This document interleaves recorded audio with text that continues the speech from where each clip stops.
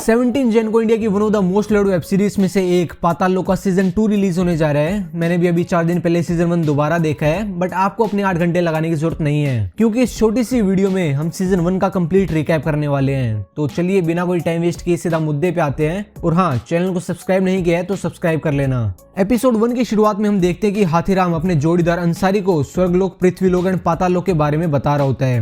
अगले सीन में हम देखते हैं कि 4 लोग एक होटल में रुके हुए हैं और ये लोग किसी का मर्डर करने के लिए निकलते हैं। बट दिल्ली हेडक्वार्टर डीसीपी भगत की टीम एक ब्रिज पे इन लोगों को पकड़ लेती है और इन चारों यानी कि 3 मेल और एक फीमेल इन्हें लोकल पुलिस स्टेशन के हवाले कर देती है। बट अरेस्ट करने से पहले इनमें से ये एक क्रिमिनल जमुना नदी के अंदर एक मोबाइल फोन फेंक देता है और इस बात को लेके मीडिया में हो जाता है बवाल। न्यूज मीडिया की दुनिया का एक बहुत बड़ा नाम होता है संजीव मेहरा, जिसे उसके बॉस रिजाइन करने के लिए प्रेशराइज कर रहे होते हैं। बट तभी उसे ये न्यूज पता चलती है कि कोई 4 क्रिमिनल उसका मर्डर अटेम्प्ट करने वाले थे। ये देख के संजीव थोड़ी चिंता में पड़ जाता है और रात को उसका दोस्त उसे घर ड्रॉप करने के लिए जाता है। बट ऑलरेडी वहाँ पे मीडिया की पूरी टीम उसके घर के सामने पूछताछ करने के लिए रुकी हुई थी। तो ये मीडिया से बचने के लिए एक बार में जाता है और वहाँ पे उसे अपने ऑफिस की कलीग सारा मैथ्यूज मिलती है। अगले दिन सुबह हाथीराम संजीव के घर पूछताछ के लिए जाता है। अब क्योंकि इन्वेस्टिगेशन शुरू होने से पहले ही संजीव मेहरा का नाम मीडिया में आ चुका था, तो इसीलिए डीसीपी भगत हाथीराम पर गुस्सा हो जाता है। घर जाके हाथीराम को पता चलता है कि उसका बेटा एग्जाम में फेल हो गया है, तो डीसीपी का सारा गुस्सा वो अपने बेटे में निकाल देता है। इधर अंसारी जब इन चारों क्रिमिनल्स की हिस्ट्री चेक कर रहा होता है तो ये काफी ज्यादा शॉक्ड रह जाता है और फौरन हाथीराम को पुलिस स्टेशन फोन करके बुलाता है। अंसारी हाथीराम को बताता है कि इन 4 क्रिमिनल्स में से एक विशाल त्यागी है, जिसपे किडनैपिंग, रैंसम, एक्सटॉर्शन एंड इनके साथ साथ 45 मर्डर्स केसेस हैं। बट इससे भी शॉकिंग बात यह है कि इसको आज तक कोई भी अरेस्ट नहीं कर पाया था।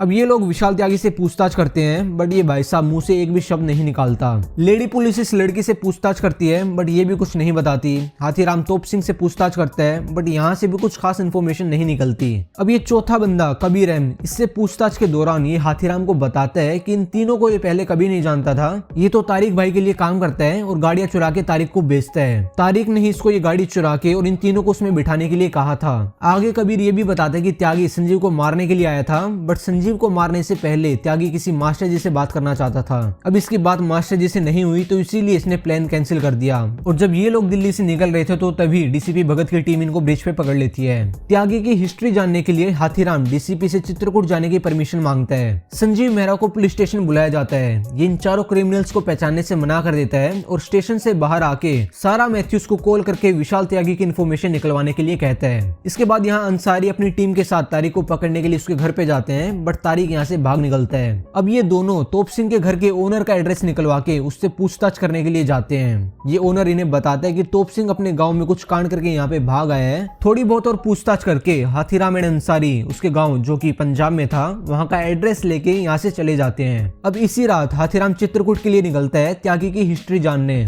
और अंसारी पंजाब के लिए तोप सिंह की हिस्ट्री जानने के लिए निकलता है। फाइनली तोप सिंह का नदी में फेंका वो मोबाइल फोन भी पुलिस को मिल जाता है। इसके बाद हमें त्यागी का एक फ्लैशबैक सीन दिखाया जाता है जिसमें वो स्कूल के 3 लड़कों को हथौड़े से मार देता है। इधर अंसारी पंजाब जाके तोप सिंह के चाचा महिपाल सिंह से मिलता है और तोप सिंह की पूरी हिस्ट्री जान लेता है। यहाँ हमें पता चलता है कि तोप सिंह अपने गाँव में कुछ लोगों का मर्डर करके भाग आया था, दिल्ली भाग आया था। सारा मैथ्यूज चित्रकूट के एक लोकल न्यूज रिपोर्टर अमितोष से त्यागी की फोटो निकलवा के संजीव को सेंड कर देती है। दूसरी तरफ हाथीराम चित्रकूट में त्यागी की इन्फॉर्मेशन निकलवा रहा होता है। यहाँ हमें पता चलता है कि त्यागी की 3 बहनों का रेप किया गया था, जिसका बदला त्यागी ने उन 3 लड़कों को मार के लिया था।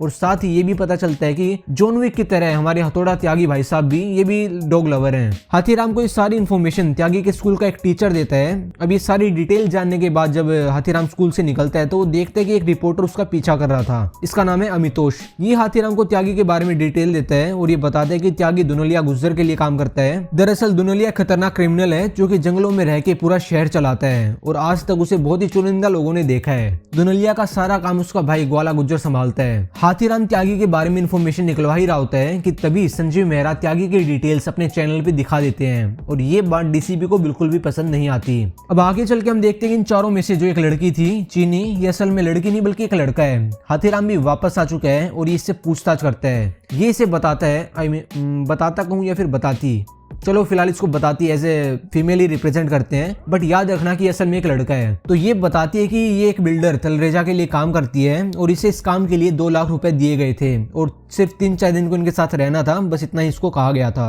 अब जमुना के पास पुलिस को तारिक भाई की लाश मिलती है, बट ये लाश देख के ही हाथीराम समझ जाता है कि ये सुसाइड नहीं बल्कि मर्डर है। उस फेंके गए मोबाइल फोन का डेटा चेक करने पे पुलिस को पता चलता है कि इन क्रिमिनल्स ने संजीव मर्डर अटेम्प्ट करने से पहले फोन पे एक वीडियो बनाई थी और साथ ही उन्हें तोप सिंह की एक लड़की के साथ कुछ फोटोज भी मिलती हैं और ये लड़की है चंदा। इसी रात डीसीपी भगत हाथीराम को कॉल करके पुलिस स्टेशन आने को कहते हैं। स्टेशन आके उसे पता चलता है कि उस चीनी लड़के को लड़की के लॉकअप में रखने की वजह से मीडिया में काफी बवाल हो गया है और ऐसे ही 2-3 गलतियों के कारण हाथीराम को कर दिया जाता है सस्पेंड और ये केस अब सीबीआई संभालेगी। सस्पेंड हाथीराम अगले दिन डीसीपी के घर जाता है और उसे बताता है कि हम केस सोल्व करने के काफी नजदीक हैं। कुछ लोग जानबूझ के सबूत मिटाना चाहते हैं ताकि केस सोल्व ना हो पाए, बट डीसीपी इसकी बात को सीरियसली नहीं लेता और इसे केस से दूर रहने की सलाह देता है। हाथीराम की वाइफ को भी पता चल चुका है कि ये सस्पेंड कर दिया गया है। सिद्धार्थ का दोस्त राजू उसे अपने साथ गाड़ी में घूमने चलने के लिए कहता है, बट सिद्धार्थ इसको मना कर देता है और राजू की गैर मौजूदगी में ये उसके घर में जाके राजू की गन अपने बैग में रख लेता है। अगले दिन जब स्कूल में सिद्धार्थ की लड़ाई उसके क्लासमेट से होती है तो वो गन निकाल के उसको डरा देता है। इस बात को लेके स्कूल में काफी हंगामा हो जाता है और स्कूल की प्रिंसिपल हाथीराम को स्कूल में बुलाती है। इधर सीबीआई संजीव को बताती है कि उन पर एक बहुत बड़ा अटैक होने वाला था और इन चारों क्रिमिनल्स में से एक पाकिस्तानी टेररिस्ट भी है। अब टीआरपी के लिए ये न्यूज संजीव मीडिया में बता देता है। अगले दिन सीबीआई प्रेस कॉन्फ्रेंस करती है और इन चारों क्रिमिनल्स के सबूत मीडिया के सामने पेश करती है। सीबीआई यहाँ बताती है कि चारों क्रिमिनल्स एक रूम पे गन लेके रखे हुए थे और इनके हथियारों के साथ साथ इन्हें कबीर अहम का पासपोर्ट भी मिलता है जिसमें उसका नाम उर्दू में लिखा हुआ था। इसी कॉन्फ्रेंस में सारा मैथ्यूज की मुलाकात हाथीराम से होती है। कॉन्फ्रेंस सुनने के बाद अंसारी एंड हाथीराम को पता चलता है कि सीबीआई इस केस को गुमराह करने की कोशिश कर रही है और अंसारी ये भी बताते हैं कि कबीर को तो उर्दू आती ही नहीं थी। सीबीआई की रेड पर जहां इन चारों क्रिमिनल्स के पासपोर्ट एंड गन्स मिले थे, उस घर के ओनर से हाथीराम पूछताछ करता है और उतने में हाथीराम के पास एक आदमी की कॉल आती है जो उसे रेलवे स्टेशन पे बुला के चीनी का सारा बचपन बताता है। इधर सिद्धार्थ जब राजू से मिलने जाता है तो वो देखता है कि कुछ लोकल गुंडे उसके घर पे आए हुए थे और उससे वो गन वापस मांग रहे थे जो कि सिद्धार्थ के पास थी, बट क्योंकि स्कूल में वो कांड के कारण हाथीराम को गन के बारे में पता चल गया था तो वो गन वो अपने पास रख लेता है। राजू को कुछ ही दिनों में शक हो जाता है कि जरूर ये गन सिद्धार्थ के पास ही होगी, तो उसको एक सुनसान जगह पे लेके जाता है और उसको मार के उससे गन मांगता है। घर जाके जब सिद्धार्थ ये सारा मैटर हाथीराम को बताता है तो हाथीराम राजू के घर जाके उसकी खूब पिटाई करता है और उस लोकल डॉन को भी गन वापस करके सारा मैटर क्लोज कर देता है। बाय द वे सीन काफी तगड़ा था इस सीरीज के अंदर। इसके बाद सारा मैथ्यूज हाथीराम को बताती है कि यूपी में एक पावरफुल मिनिस्टर है वाजपेयी। जब वो पीडब्ल्यू मिनिस्टर था तब चित्रकूट के ग्वाला गुज्जर ने उससे रोड बनाने के लिए कुछ कॉन्टेक्ट्स लिए थे।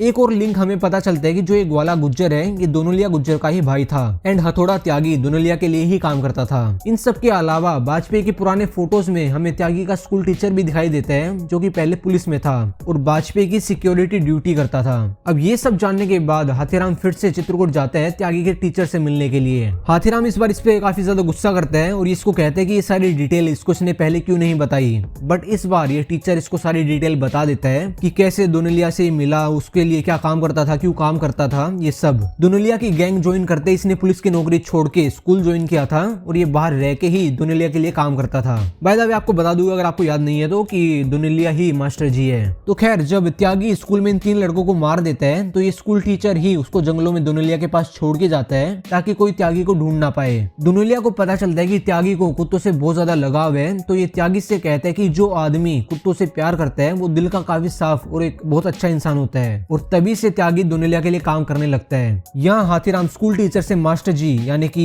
दोनोलिया का पता मांगता है, बट ये इसको बताता है कि दोनोलिया कहाँ रहता है ये कोई नहीं जानता, बट उसका भाई ग्वाला गुज्जर जो कि लोगों के बीच रह के दोनोलिया के लिए काम करता है उसका एड्रेस ये हाथीराम को बता देता है। अब हाथीराम ग्वाला गुज्जर से मिलने के लिए उसके घर जाता है बट उसकी मुलाकात नहीं हो पाती किसी कारण, तो ये इसका पीछा करना शुरू कर देता है। जब ग्वाला का एक आदमी हाथीराम को देख लेता है तो ये बंदा समझ जाता है कि कुछ तो गड़बड़ है और ये हाथीराम को पकड़ने के लिए दौड़ता है, बट किसी तरह हाथीराम अपनी जान बचा के यहाँ से भाग जाता है। इसके बाद अब हाथीराम वाजपेयी पे नजर रखना शुरू कर देता है और इसे पता चलता है कि तोप सिंह की गर्लफ्रेंड चंदा वाजपेयी के लिए ही काम करती है, तो वो चंदा का पीछा करना शुरू कर देता है। चंदा हाथीराम को बताती है कि तोप सिंह को वाजपेयी की पीए ने दिल्ली भेजा था और उसे 2-3 लोगों के साथ रहने के लिए कहा गया था। हाथीराम कॉल करके अंसारी को ऑर्डर देता है कि डीसीपी भगत की कॉल रिकॉर्डिंग्स की डिटेल निकाली जाए। इसी रात ये न्यूज रिपोर्टर अमितोष हाथीराम को एक लिस्ट देता है जिससे हमें पता चलता है कि ग्वाला गुज्जर वाजपेयी की अपोजिट पार्टी में इलेक्शन लड़ रहा था, जबकि ग्वाला दोनोलिया का ही भाई था जो कि वाजपेयी को सपोर्ट करता था और इसी सपोर्ट की वजह से वाजपेयी ग्वाला को कॉन्ट्रैक्ट्स दिलाता था। कुछ देर बाद डीसीपी भगत की कॉल डिटेल्स चेक करके अंसारी हाथीराम को बताता है कि जो फोन तोप सिंह ने पानी में फेंका था उसको डीसीपी भगत पिछले 3 दिन से फॉलो कर रहे थे। एंड यहाँ हाथीराम को समझ आता है कि असली टारगेट संजीव मेहरा नहीं बल्कि ये चारों क्रिमिनल्स थे। हाथीराम अंसारी से फोन पे बात कर ही रहा होता है कि तभी ग्वाला गुज्जर के 2 खास आदमी उसको पकड़ लेते हैं और हाथीराम को बुरी तरह से मार के उसे ग्वाला के सामने पेश किया जाता है। यहाँ हाथीराम सबसे बड़ा खुलासा करता है और बताता है कि दुनिया गुज्जर मर चुका है और ये बात सुन के ग्वाला शॉक्ड रह जाता है क्योंकि ये न्यूज सिर्फ 3 लोगों को ही पता थी, एक ग्वाला गुज्जर और इसके 2 खास आदमी। ग्वाला हाथीराम को मारने ही वाला होता है बट हाथीराम उसे बताते हैं कि ये बात सिर्फ वो ही नहीं बल्कि बाहर भी और लोग जानते हैं। एंड फाइनली यहाँ पे हमें हाथीराम पूरा मास्टर प्लान समझाते हैं कि ये पूरी कहानी चल क्या रही थी। तो दरअसल बात ऐसी थी कि दुनिया की मौत की खबर सुन के वाजपेयी त्यागी को मारना चाहता था क्योंकि ये नहीं चाहता था कि ग्वाला गुज्जर राजनीति में आए और त्यागी अकेला ऐसा आदमी था जिससे कि वाजपेयी को खतरा था।